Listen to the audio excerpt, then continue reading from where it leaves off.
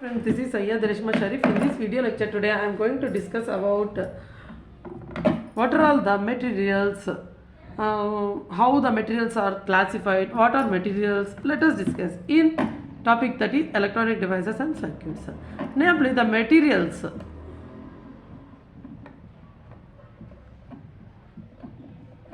Materials are classified into three types.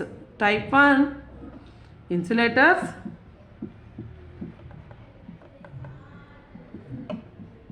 Type 2, metals.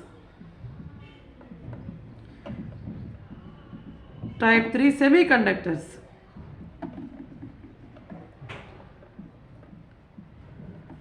Type 1, insulators. Type 2, metals. Type 3, semiconductors. Okay, let us discuss each term separately. First one is insulators.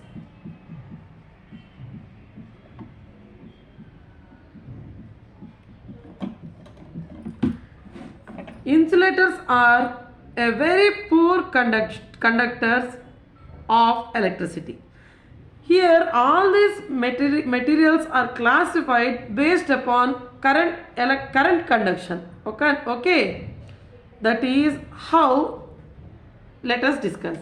First one is of insulators. Insulators are a very poor conduction of electricity. Very poor conduction of electricity. Okay, very poor conduction of electricity, that is of insulators. It means that a very poor conduction of electricity means it cannot conduct. Okay, let us see an example. Wood,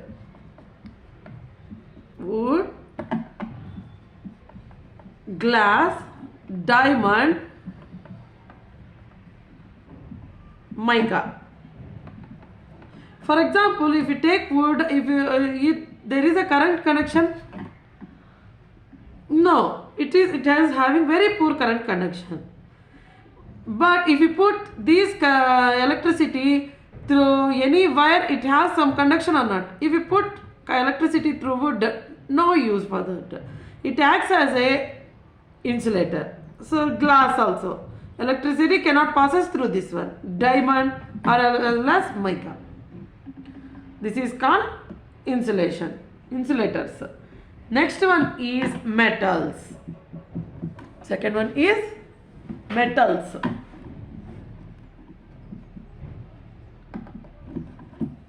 Metals, the name itself says that an excellent conduction is metals. Okay, for example, in any wire, the copper can be used or not. Because why copper only used? Because it is having more current conduction, that is a more excellent current conduction capacity. So that's why we are using copper and aluminiums. Okay, copper and aluminium.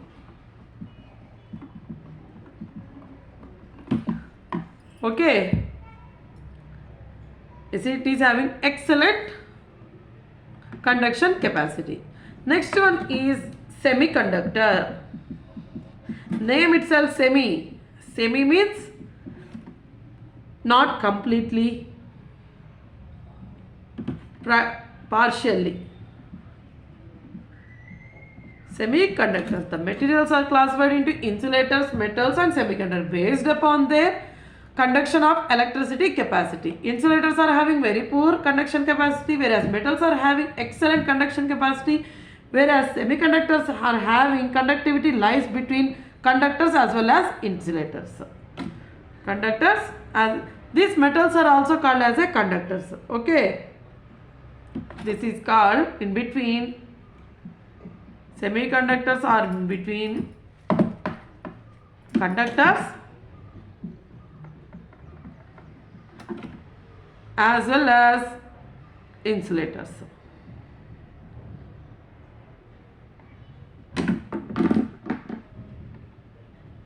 that is called semiconductors. Example for these semiconductors are silicon, germanium.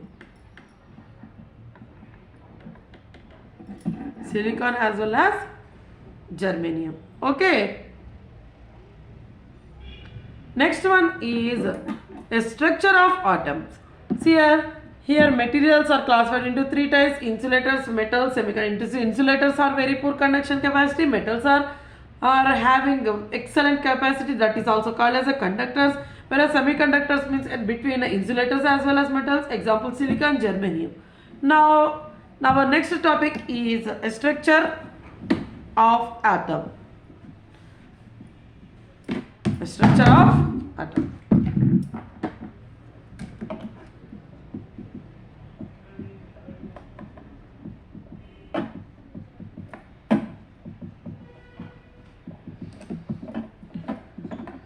A structure of atom is nothing but how the atom is formed. Let us see. All the protons and neutrons are bonded together at the center of an atom. This is an atom. Atom is nothing but a molecule. Okay, it is made up of or bounded with a protons as well as neutrons. This is called as an atom. This is an atom in center that is bonded with neutrons and protons together, that is center of an atom, which is called as a nucleus. Let us see how it will be. This is an atom. In center of atom, it is bounded with the neutrons and protons. This is called nucleus. This is atom. This is bonded with protons and neutrons. While all the electronics are moving around the nucleus. Here all the electrons, that means that current particles are moves through around the nucleus. Okay. Next one is the electronics are arranged. The electrons are arranged in the different orbits at fixed distances from nucleus. See, let us how this is an atom. This is a nucleus. It is bonded with neutrons and protons. Here in each orbit, this is of having different orbits. Orbits are nothing but paths. Okay. In each and every orbit, the electrons are arranged in different orbit fixed distances. Okay, to fixed distances. For example, as our solar system, all our planets rotates around the sun in their particular orbits are not with a distance, isn't it? Like that only arrangements. The electrons are arranged in different orbits at fixed distances from the nucleus. Generally, an orbit or a shell can contain a maximum number of 2n square electrons.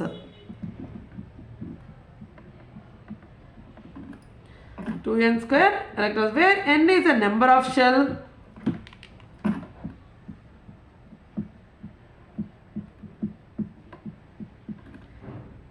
N is a number of shell that which contains a maximum number of electrons. Okay, where n is a number of shells. Here 2n square means 2 into number of shells square of electrons.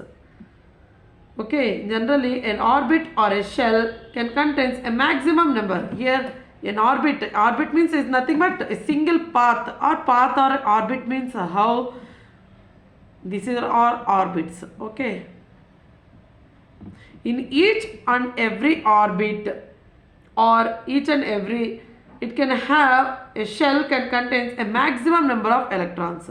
In each and every orbit it has a maximum number of electrons, that is of 2n square. This n is a number of shells. Each shell has energy levels associated closer to the cell to the nucleus. More tightly it is bounded to the nucleus and process lower energy levels.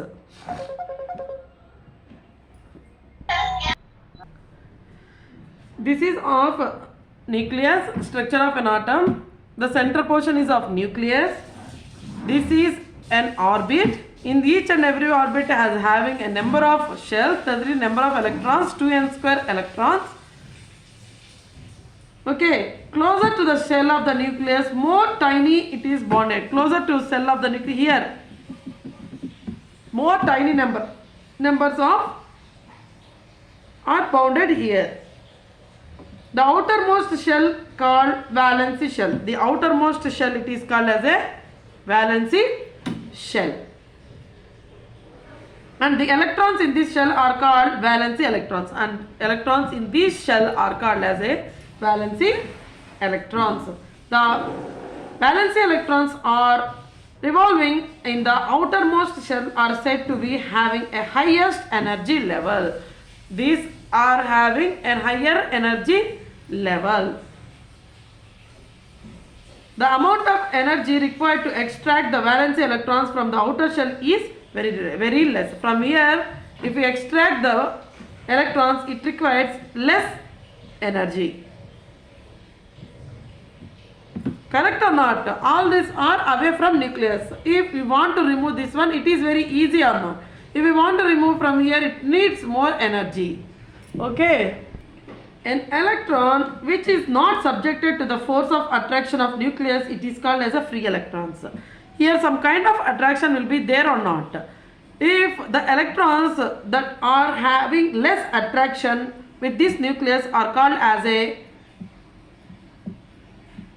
free electrons. It is having less attraction force. Okay, this is responsible for such a free electrons are responsible for flow of current, which is the attraction to the nucleus is very less. Those electrons are called free electrons. This is useful for flow of current. So that's why we all discuss about the structure of atom. Okay. In next video we will discuss about energy band theory and all. Okay, this is based upon metals and all. Okay, thank you for your watching. If you have any doubts regarding this, please comment me on my comment section. Thank you.